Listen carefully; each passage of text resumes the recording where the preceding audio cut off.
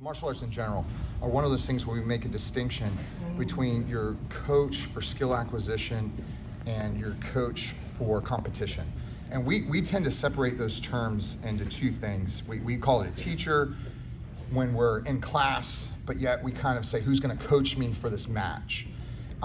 In every other sport I can think of, it's always the universal term is a coach, right? We don't say like our football teacher, right? We always say our football coach.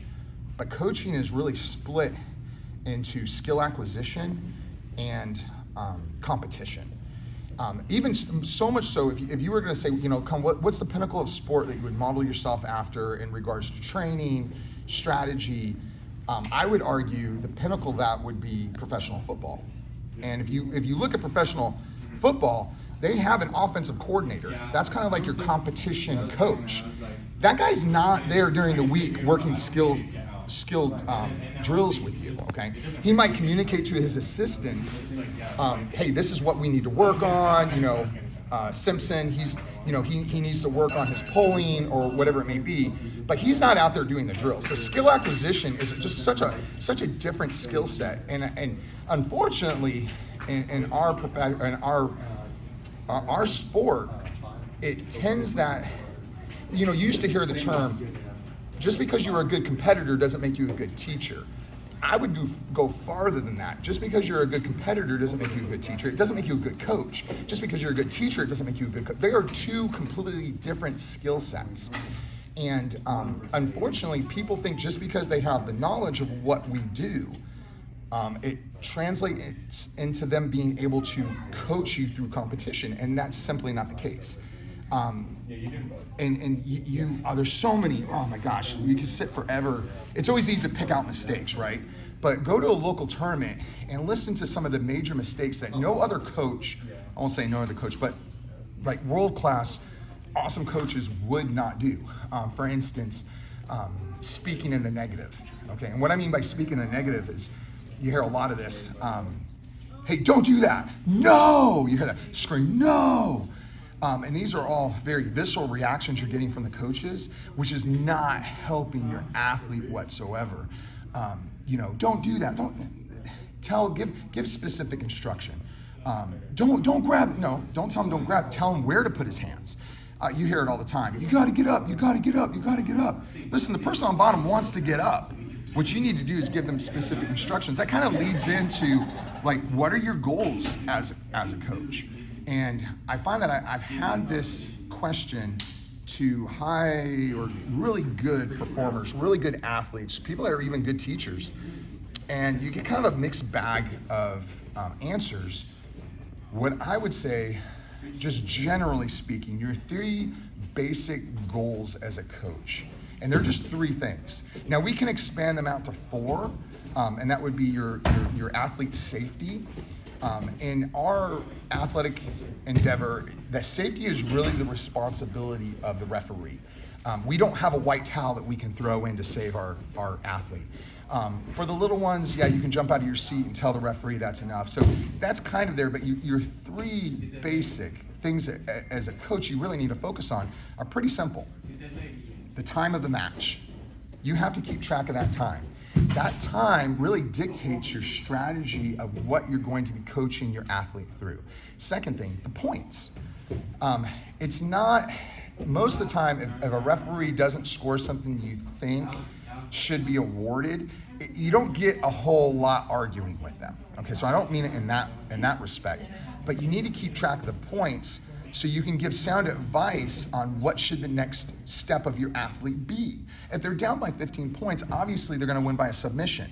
So some of the things you might tell them to do are not gonna lead to a submission, if that makes any sense. There's times where they gotta be conservative because maybe they're up by 1 point, and them being aggressive is going to maybe put them in more danger. So keeping track of the time, the points, and the third, we kind of already touched on, and it was phrased to me by one of my coaches as specific, concise instructions. Specific, concise instructions. So what does that mean? That means developing cue words even before your athlete goes out to competition. That means when I have a cue word that I give my athlete, it is something simple, cross collar grip. okay? My athletes know what a cross-collar grip is. We have code words, bread and butter. When they hear bread and butter, they know exactly what I'm telling them. When they're in a tough position, well, obviously they have to get up. We give them specific instructions. Okay, block the knee, elbow to the knee, right elbow to the knee, hip out to the left. And we don't go on to the next step until they've achieved the first step. You can't give them a plethora of instructions. These are some of the, now there's you can get a little deeper than that. You have to know your athletes. Sometimes the majority of athletes need encouragement and that be part of your coaching.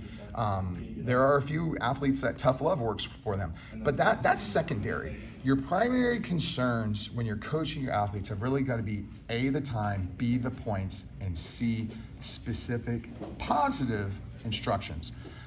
The brain works, if I said, and you've probably seen or heard of this example, don't think of an elephant. What's the first thing that came in your mind was an elephant. So if you tell somebody don't do something, the don't fades out. So instead of telling them what not to do, be specific on what to do. Emotional outbursts from your athlete's performance, whether it's a takedown, no, they get swept, no, that doesn't help anyone. And that's something that's a self-control issue out of the coach. So in short, before you guys start coaching, because what's gonna happen is you're gonna have a training partner that gets dragged in, there's no coach, you get to sit down.